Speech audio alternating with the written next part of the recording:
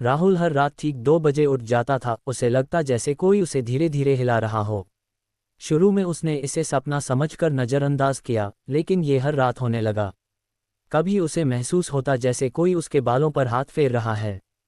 कभी लगता जैसे कोई उसके कान में धीरे से कुछ कह रहा है।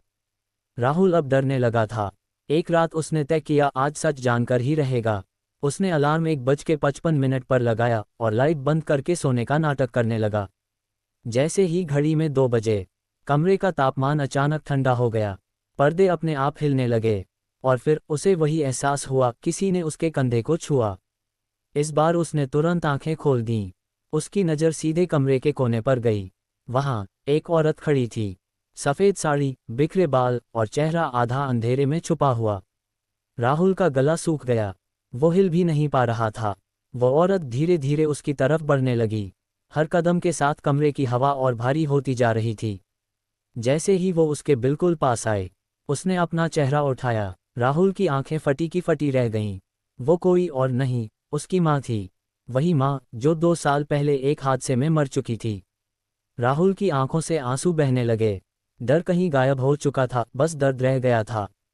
तभी उसकी माँ उसके पास झुकी और बहुत ही प्यार से बोली, बेटा उठ जाओ, पढ़ाई कर लो, तुम्हारा सपना अधूरा नहीं रहना चाहिए।